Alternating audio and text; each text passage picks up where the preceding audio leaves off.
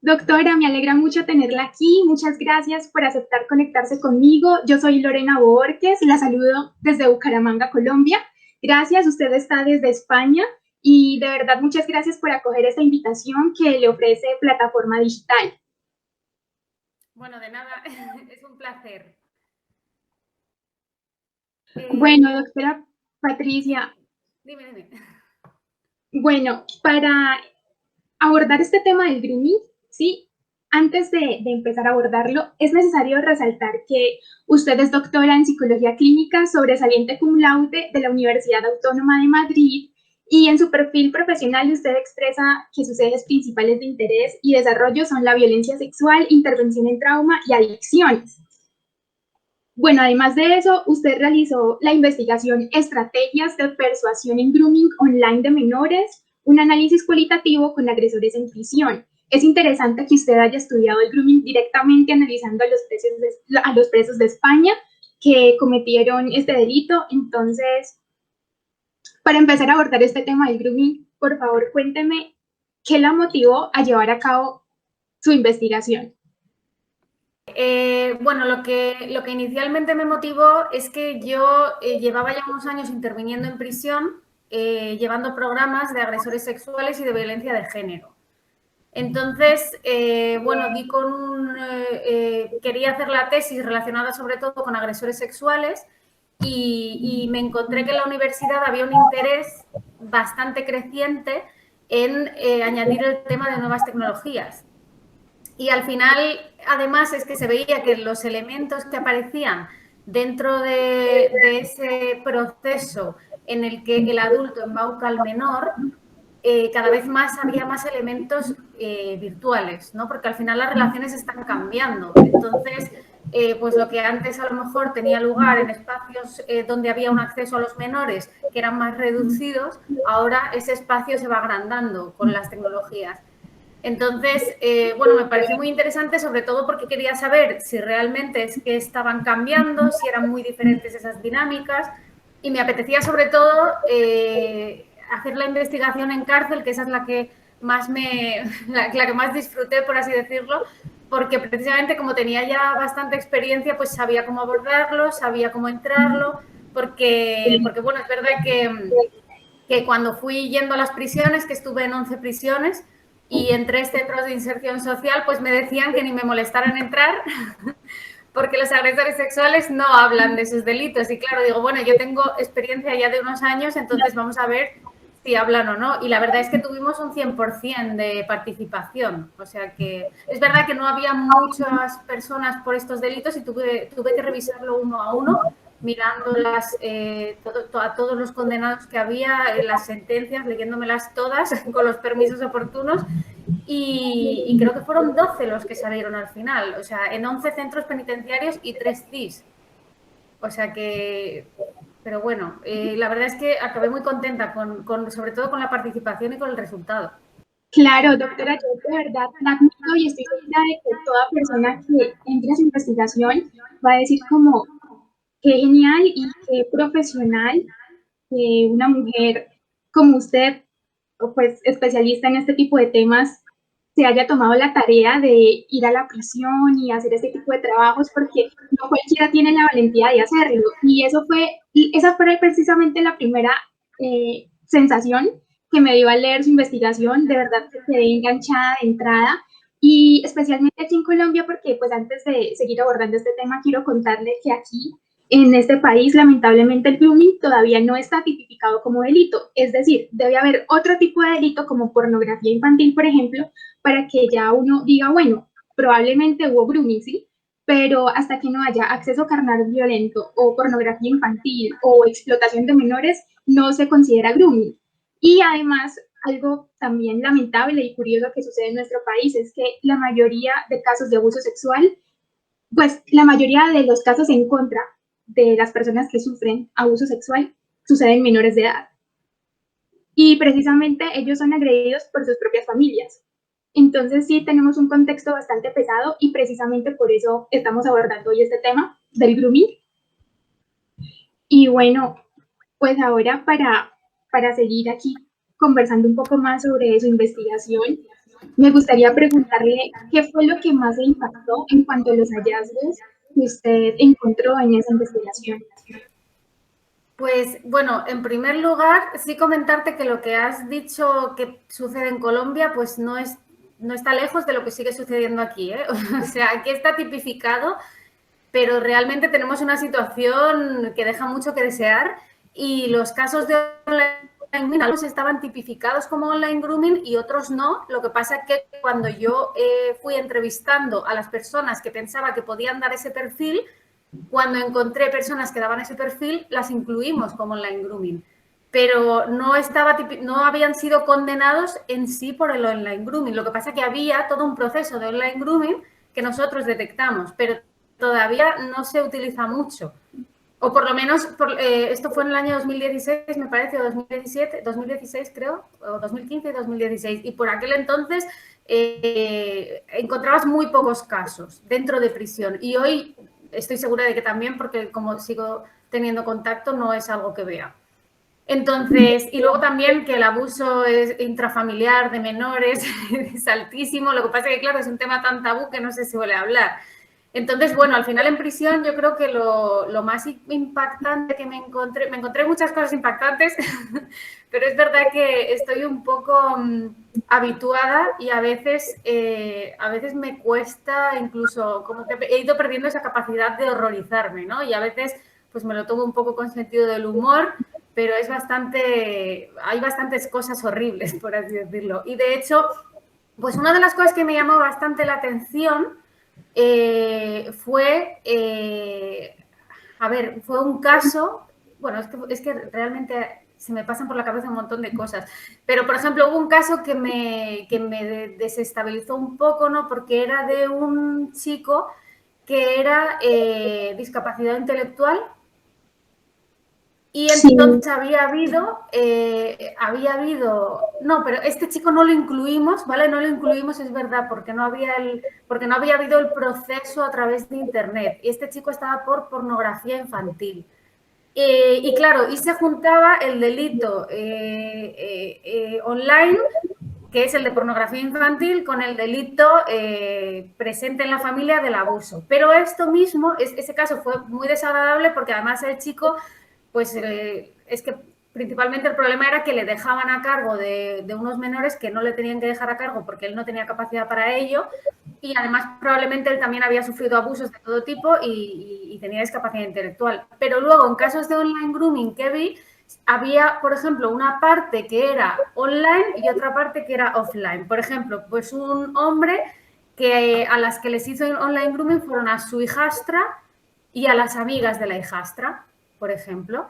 Entonces, él aparecía en Internet y aparecía fuera de Internet. Y en Internet tenía un personaje y fuera de Internet era él que iba a salvarlas, ¿no? Y a facilitarles el salir de ese proceso en el que se habían metido y que vaya lío. Entonces, claro, te das cuenta cómo se pueden construir realidades paralelas, ¿no? Este hombre tenía, por ejemplo, una webcam falsa. O sea, conseguía hacerse pasar por una mujer a tiempo real pasando las imágenes de la webcam falsa. Y esto me lo he encontrado en más delincuentes de este tipo. Entonces, claro, son cosas que si esto se conoce, se puede mostrar, se puede educar para poder detectar este tipo de cosas, ¿no? Pero, bueno, es que me estoy yendo de una a otra porque se me ocurren muchas cosas, pero... es muy entendible que este tema sea tan amplio, porque precisamente estos delincuentes, como bien lo mencionas, pues son, mejor dicho, tienen artimañas, usan muchas técnicas con la tecnología para tratar de enganchar justamente con los menores y precisamente todo esto que inicia con vínculos afectivos virtuales termina en un abuso sexual offline o en el plano de la realidad o de la presencialidad. Y precisamente, doctora Patricia, tú mencionas un tema muy importante y es esto de cómo los menores de edad se dejan influenciar por estas personas desconocidas del Internet, ¿sí?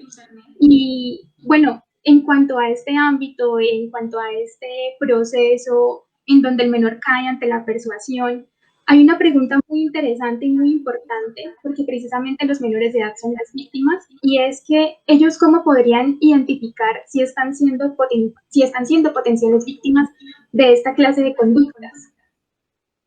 Claro, a ver, el principal problema de este planteamiento es que es el planteamiento que solemos hacer, ¿vale? Siempre, nos sale solo. Solemos decir, ¿cómo podemos hacer para evitar el abuso desde la víctima? Pero el abuso hay que hacerlo trabajando desde el sistema y desde educar en la no agresión, porque al final, fíjate, o sea, lo que pasa habitualmente de las mujeres, ¿no? Que se nos dice que nos tenemos que cuidar, que no tenemos que ir por ciertos sitios, o sea, hay una restricción de edades cuando realmente no tiene nada que ver, igual que la forma de vestir, cuando realmente luego las agresiones sexuales no tienen nada que ver, y está demostradísimo, ni con la forma de vestir, ni con el ir sola, o sea, sino que seas una víctima potencialmente agredible. Entonces, con los menores pasa igual. Hay muchísimos menores que reciben solicitudes sexuales y no van a caer. O sea, de hecho, lo habitual es que los menores, cuando aparecen, por ejemplo, conversaciones sobre sexualidad, ellos mismos quieran salir de eso, porque no se fían. Entonces hay un porcentaje muy elevado de menores que saben cuidarse ya, porque es verdad que, y una de las cosas que yo, por cierto, no sabía, que yo pensé en un primer momento que a lo mejor los menores más vulnerables eran los más jovencitos, ¿no? Pensaba pues los de 9, 10, 11, y los más vulnerables son los más mayores, porque los de 14, 15, 16, 17 son los que tienen más interés en temas sexuales y no tienen dónde aprenderlo. Entonces, Internet aparece como una herramienta y hay personas que interactúan contigo, te da la sensación de seguridad y entonces es más fácil que entres ahí. Entonces, la cuestión es, ¿hay que educar a los menores en que identifiquen estas pautas, por ejemplo, como que el hablar de sexo con un extraño aumenta mucho las probabilidades de ser victimizado? Pero claro, hay que educar más a la sociedad en no responsabilizar a los menores de esto y en acogerlos. Y hay que darse cuenta que los menores que caen en este tipo de problemática es porque normalmente ya suelen tener una problemática de fondo. Nos encontramos muchísimo con víctimas que habían sido ya víctimas de otras violencias sexuales anteriores. Esto tanto en el estudio de prisiones, porque accedimos a los hechos probados y vimos información sobre las víctimas, tanto en esa parte como en el estudio que hicimos después con más de 3.000 adolescentes en colegios. Hicimos un estudio cuantitativo y también salía esto, que había una relación. Entonces, entre la vulnerabilidad, sintomatología depresiva, etcétera, y el poder ser víctima de online grooming. Entonces, claro, hay que trabajar temas de sintomatología depresiva en la adolescencia, hay que detectar el abuso sexual infantil, que es un previo a la violencia sexual posterior enorme, ¿no? Entonces, claro, ¿que podemos dar ciertas claves a los menores para que lo identifiquen? Por supuesto. Lo que pasa es que los menores más desprotegidos, primero hay que hacer que les lleguen esas claves, a ver cómo lo hacemos, porque están más desprotegidos, y segundo, hay que protegerles, no basta solo con dar unas claves, ¿no? Entonces es verdad que, bueno, cuando hicimos el estudio en colegios, luego hicimos un programa de prevención que de hecho acaba de salir el artículo, bueno, no ha salido todavía, pues acaba de ser aceptado en psicología conductual, que si quieres ya te pasaré el enlace porque hablamos de un programa de prevención que hicimos y que tuvo bastantes buenos resultados. Entre el pre y el post-test se veía súper interesante cómo los adolescentes se detectaban muchísimas cosas, porque cuando hicimos el pretest tenían todos los mitos sobre los agresores sexuales, de pensar que eran señores mayores, desconocidos, que daban mal rollo, ¿no? Esta ilusión de que podemos detectar un agresor sexual, cuando el agresor sexual es cualquier persona del entorno y normalmente una persona que ha ido accediendo y cogiendo confianza contigo. Y eso da igual que sea tu vecino a que sea tu vecino en Internet, que también puede ser porque le vas a dar tus datos más fácil porque sabes que es tu vecino, o que sea otro hombre o otra persona que haya tenido contacto contigo a través de un videojuego o a través de cualquier otro medio de interacción.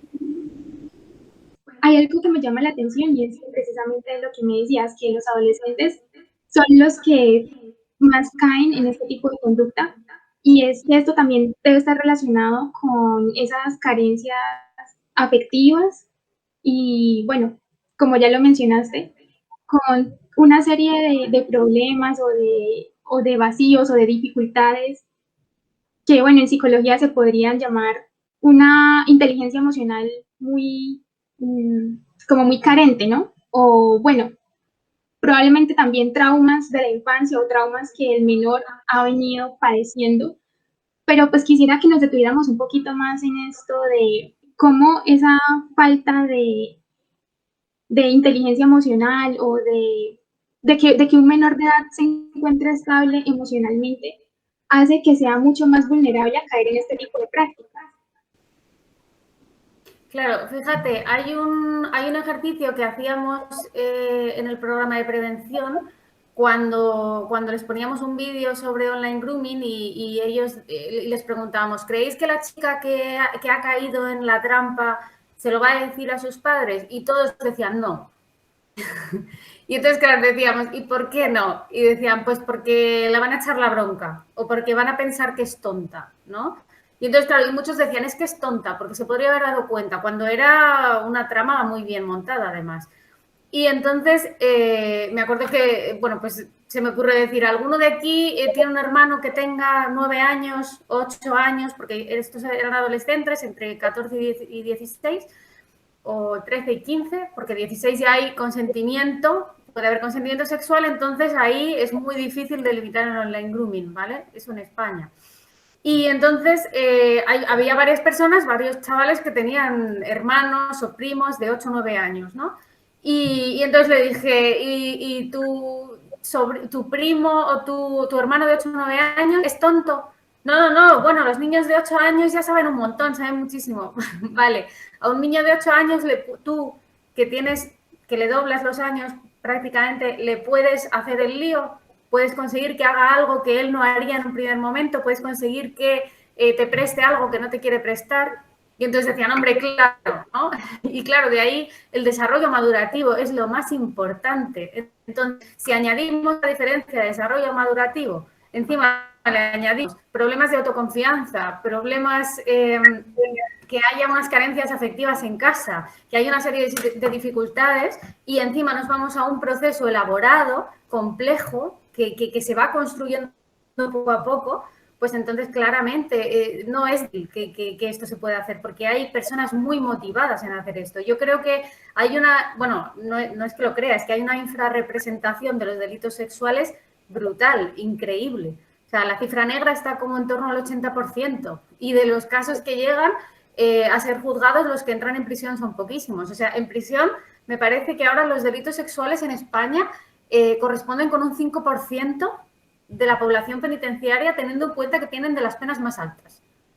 Entonces, son delitos que se van acumulando, porque yo tengo ahora un chico, por ejemplo, que tiene la total, cumple en 2032, condena por violación. Y es un chico con el que trabajo en mi día a día. Otro que tenía 20 años de condena también por violaciones. Entonces, se quedan muchísimos años y son solamente el 5%. Cuando estamos hablando de que hay una prevalencia, según los estudios retrospectivos, de violencia sexual en menores en torno al 20% en niñas y el 12% en niños. Entonces, es una barbaridad. Si el 20% realmente fueran juzgados y condenados, no habría cárceles para meterlos. Entonces, claro, estamos hablando de algo que tiene un alcance impresionante y nosotros nos estamos basando en los casos más graves que han llegado a prisión y de los que en concreto con la parte de online grooming, o sea, que haya tenido la parte online, pues hemos encontrado 12 en 11 centros penitenciarios y 3 centros de inserción social, cuando tendría que haber muchísimos más.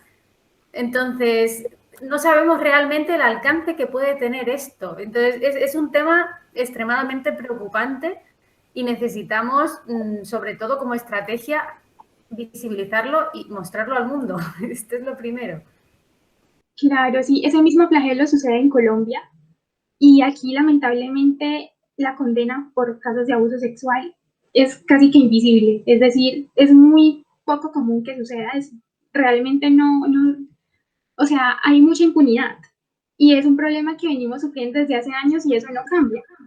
Entonces, lo mejor que podemos hacer es lo que tú misma nos comentas, buscar estrategias y bueno, ahora ya sabemos que una de las más importantes es visibilizar este problema y que mejor que con una investigación como la tuya, que es imprescindible, que mejor dicho, sirve y funciona, pues aplicar todo lo que nos encontremos allí para crear planes estratégicos y que realmente contribuyan a disminuir este tipo de problemas. Y esto sirve para cualquier parte del mundo, porque resulta que estamos en una sociedad ya globalizada, en donde este tipo de problemas se presentan no solo en España, no solo en Colombia, sino en cualquier rincón del planeta sucede. Y también, bueno, esto me recuerda mucho a otro tipo de problema más grave aún, que es la trata de personas.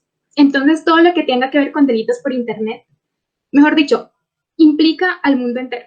O sea, no es una cuestión de país ni de región, no, es una cuestión 100% global. Entonces, pues ya ahora para ir finalizando, ¿qué recomendaciones nos sugerirías para evitar que haya víctimas de grooming? Es una pregunta bastante amplia, pero bueno, algo en lo que nos puedas aclarar el panorama desde toda esa experiencia que tienes en este tema. Pues sí, es tremendamente complejo. Yo es algo en lo que pienso todos los días. De hecho, por eso mi tesis fue dedicada exclusivamente a eso, para poder entenderlo de la mejor manera posible.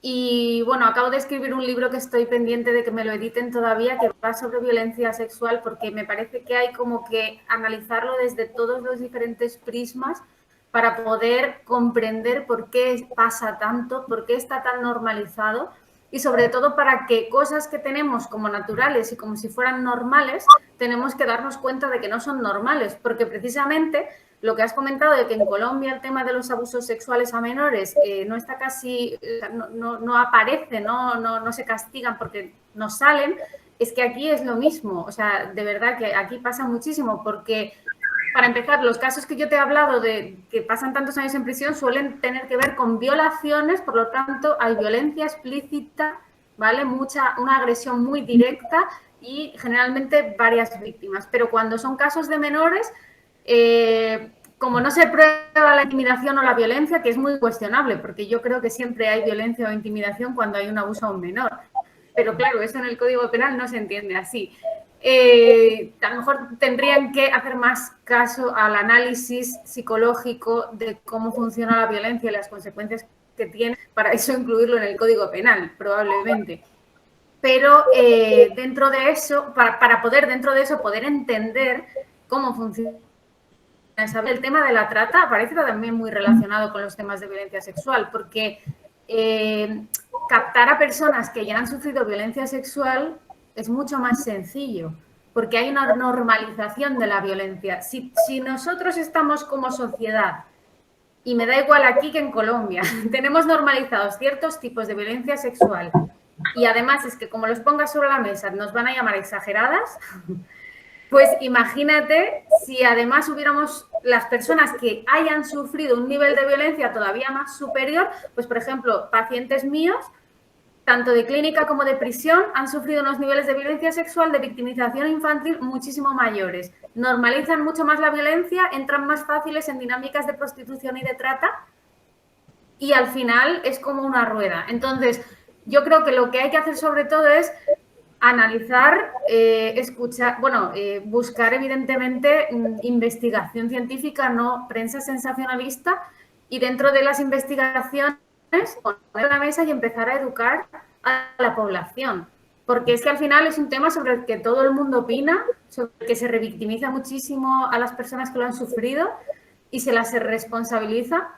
Y claro, a lo mejor son conversaciones que la gente en el día a día, ¿no? Que a lo mejor yo me quedo un poco alucinada porque digo, estoy hablando y hay personas que me están teniendo en cuenta como si yo fuera una persona más que no tiene ni idea, o sea, que digo lo que me parece, pero es que realmente yo estoy en prisión trabajando y estoy en contacto con esto permanentemente y estoy informada de los estudios que hay. Entonces es verdad que cuando la gente esto lo ve, pues ya te da otro crédito, pero a veces es como que es sobre lo que todo el mundo habla y todo el mundo opina. Entonces lo que hay que hacer es acercar la investigación a la sociedad y poner las cosas sobre la mesa, porque cuando un tema es tabú, entonces no se nombra y entonces parece que no existe, y lo que pasa es que sigue existiendo igual e incluso puede pasar más porque nadie lo va a mirar, porque son temas incómodos, son temas que no nos gustan.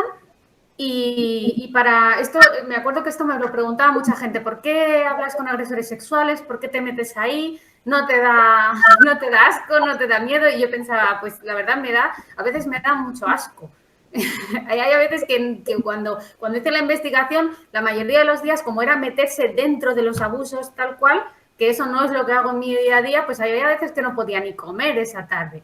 Entonces, pero para poder entender un fenómeno hay que adentrarse dentro de ese fenómeno, hay que desengranarlo, hay que comprender por qué está pasando, evidentemente sin justificarlo, pero sí que hay que entenderlo, por qué se da, porque no estamos hablando de monstruos, estamos hablando de personas generalmente muy adaptadas, muy variadas, de todas las edades, con todos los trabajos, con pareja, sin pareja, con matrimonios, con hijos o sin hijos. Entonces, claro, si son tan variadas y tan generales y hay una victimización tan elevada, significa que tenemos que entenderlo. Y cuando lo entendamos, ir transmitiéndolo a la sociedad. Y así, cuando vean un caso cercano, no piensen, uy, eso es que la niña miente, o eso que es lo que se suele pensar, sino que piensen, ostras, aquí ha salido un caso y los niños no mienten sobre estas cosas.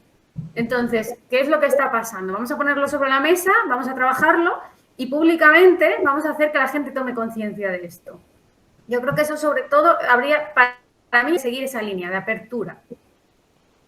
Doctora, entonces podríamos hablar aquí de 3 claves muy importantes que todos como sociedad deberíamos tener en cuenta. La primera es educar a los menores de edad, por supuesto, sobre estos temas, que estén informados al 100%, que también conozcan por qué son tan vulnerables, que con ellos se hable sobre este tipo de problemáticas, sobre lo que está sucediendo. La segunda, súper importantísimo, imprescindible, que nosotros como sociedad evitemos y ya dejemos de señalar las víctimas, de revictimizar a los adolescentes, de pensar que ellos son los que tienen la culpa de los abusos, que ellos son los únicos que tienen que estar ahí al pendiente y estar alerta todo el tiempo, porque eso solo es culpa de ellos, no, falso, y eso pasa mucho, me he dado cuenta que, y bueno, todas las personas, si nos ponemos a analizar un poco, nos damos cuenta de qué sucede, de que es más fácil señalar a la mujer por cómo se viste, al niño porque se deja hacer eso. Los mismos niños ni siquiera son conscientes de que de verdad ellos mismos se laceran, de que ellos mismos se auto echan la culpa, se victimizan y bueno, esto es tan delicado porque es como que ellos consideran como que la situación se les sale de las manos y que no tienen las capacidades de rechazar esto o de, mejor dicho, de salir de esto o de evitarlo, quedan en una baja autoestima y en una autolaceración, y más encima si la sociedad hace lo mismo con ellos, si los revictimiza, si los culpa de que sean las víctimas, pues va a ser como un círculo vicioso y va a ser mucho más difícil salir de ello. Y la tercera clave, que en los programas de prevención, tanto los que dirija la policía, la justicia, todos los sectores de la sociedad que se encarguen de hacer justicia y que se encarguen de buscar soluciones para este problema, involucren en sus estrategias la investigación científica. Entonces, nos quedamos con estas 3 grandes conclusiones. La sociedad entera debe trabajar por ello, porque es un trabajo en conjunto. No es solo educar al niño, no es solo concientizar al niño, sino es un trabajo para toda la sociedad, para todas las profesiones, es ser conscientes de que este problema existe y está muy presente y latente. Y bueno, de que sigamos difundiendo esta información. Para finalizar, ¿se quiere agregar algo más? No, solo que lo has resumido muy bien y que sobre todo que tenemos que hacernos cargo como sociedad, que no podemos pedir a las víctimas que se responsabilicen del abuso que sufren, sino todo lo contrario, tenemos que proteger a las víctimas. Hay que hacer un cuestionamiento de qué estructuras de poder también están comprometiéndose cuando tú pones la vista en los abusadores. Eso es muy importante. Y dejar de ponerla tanto en las víctimas. Porque además es que luego desde las víctimas podemos crear nuevos abusadores. O sea que es que al final hay toda una clase de círculos. Claro, doctora, muchísimas gracias por este momento. Muchas gracias por concedernos su tiempo. Nuevamente, Plataforma Digital se siente muy privilegiada de haberla tenido acá en esta entrevista. De verdad, muchísimas gracias y esperamos que siga prosperando con sus proyectos de investigación, que todo les salga excelente y que por supuesto sigan en contacto con nosotros, que nos envíe toda esta información nueva que nos tiene. Para mí que se escriban artículos sobre esto, pues me parece maravilloso porque es una manera de seguir poniéndolo sobre la mesa. Bueno, pues muchísimas gracias a ti y ha sido un placer la entrevista.